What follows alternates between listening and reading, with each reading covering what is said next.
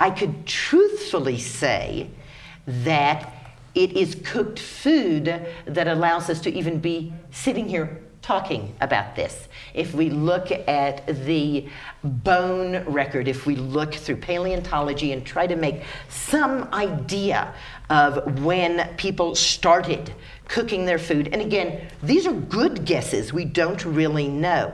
But we do know that we have evidence of fire back at least 1 million years. Some articles say up to 2 million years ago they find, and these are not Homo sapiens, these are hominids using fire.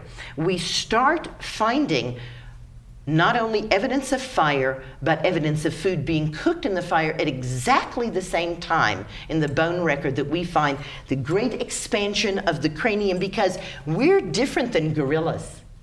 Gorillas don't wear clothes, gorillas don't write poetry, gorillas don't sit around talking about what they eat, and gorillas eat for 16 hours a day. Thank you. Brigitte, please. But has all this cooking food brought us health? It seems that so many people are concerned about so many issues. I recently had a bone density test, and all of the things that one could worry about, having been vegetarian, nursed 2 children, I have the bone density of a 12-year-old, which was a very pleasant surprise to me. So we know that microwaving food can change blood chemistry. We know that cooking in Teflon pans can kill any bird that's in the room. We know that cooking in aluminum leaches minerals into our food. There was a recent study 2 years ago done in Sweden where they found that heating oils and carbohydrates together at a high temperature produces a plastic called acrylamide, which is a carcinogen. And it's of such concern that the Swedish government said if it were only 1 or 2 products, we would be taking them off the shelves. But because it's hundreds of products that people are eating on a regular basis, we're just going to have to wait for more research to be done. I've also heard about the studies that lycopene, for example, is more digestible when it's cooked. However, it's when the food is processed with oil, and there are other ways of processing tomatoes with oil that really don't need for the food to be heated. Heating oils produces trans fats. Trans fats are not very beneficial for the liver. According to Fats and Oils by Udo Erasmus, you don't want to heat fats. That's why using extra virgin olive oil is a better idea than using soy oil or oils that get to a temperature of about 200 degrees. And about that we would have to eat more food, so it would be impossible. Keep in mind too that when we eat our food raw, we don't need quite as, we actually get to eat more food because when you cook it, you have a lot less of it. A big spinach salad becomes a measly portion when you shrink it down and are cooking a lot of the water out.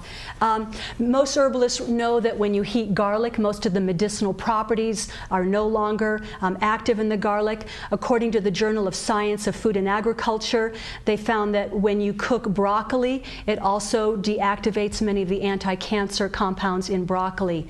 So, you know, what's really a great method of cooking? We're having to use fire, we're having to heat up our homes.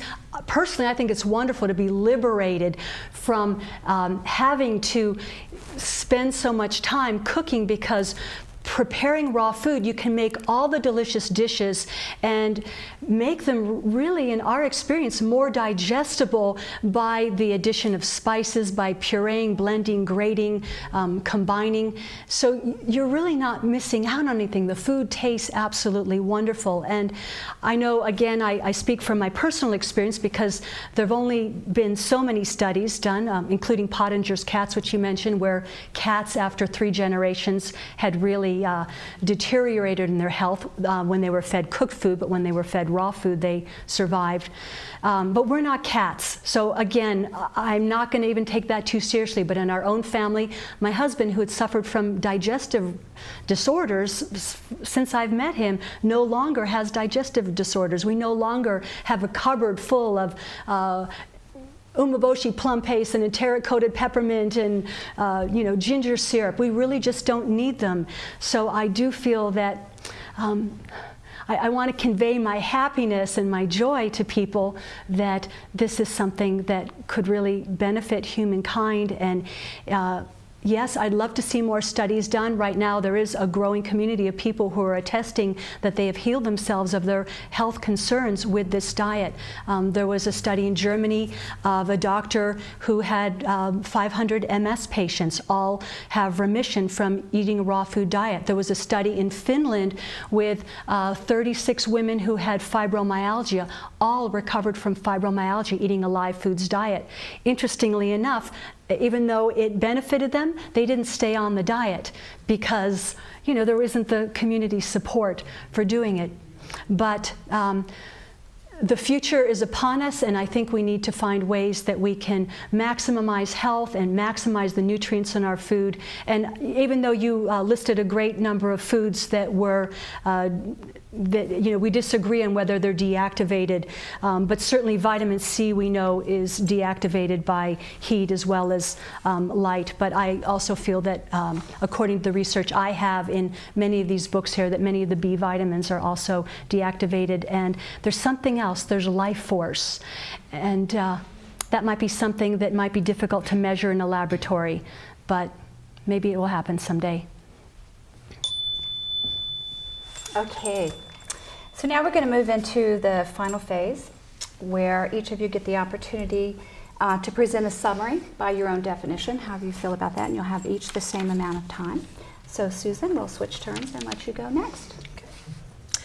So my summary is that enzymes in raw foods are completely unuseful for human beings unless it happens to be papain from papaya, bromelain from pineapple, and I don't know the name of the substance in kiwi, but again, those only are effective in digesting meat. They're not effective in digesting other things. I also want to say that it is quite clear across the board that we get far more nutrition from cooked food, and that, as I said, so far as we can tell, it's cooked food that allowed us to grow a big brain. The brain is about 2% of the body by weight. It takes up to 25% of the nutrition from the body, and it was not until we were able, as Brigitte so beautifully said, take that huge mass of greens and cook it down into something you can actually eat up to 4 times more spinach cooked than you possibly could raw. And that allowed us to start getting enough nutrition into our bodies to actually make a big brain.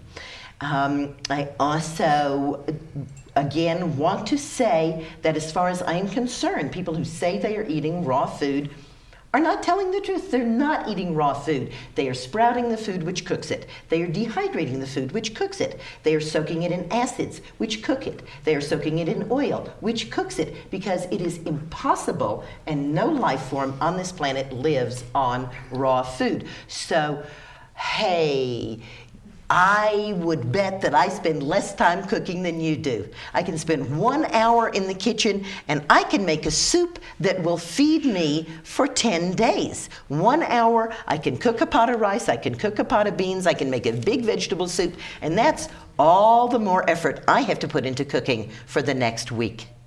I'm sure you spend a lot more time than that, because I've been in your kitchen and I've seen you. And all of this processing that this so-called raw food goes through, and it's not really raw. You go and pick a tomato and eat it, that's raw, and you don't get any lycopene from it because, as you said, must be combined with oil. Put some dressing on your salad. Set it aside for even half an hour. You'll see what the oil does to it. It breaks that cell wall and cooks it. So what we really have is a lot of people eating very specially prepared and very specially cooked foods and claiming that they're raw. You have more time. I'm I amazed. have more time. I'm amazed. We could just go back and forth. I was waiting for that energy to start rising. So, granted, perhaps nowadays we have bigger brains and bigger bodies, but is it really doing us all that much good if we have also have to have bigger hospitals and bigger pharmacies and more stuff? So I wonder about that. And it only takes me 5 minutes to make soup, but I make it fresh every day because I think that the signature of fresh food is also full of vitality rather than food that's on the verge of going bad, perhaps. I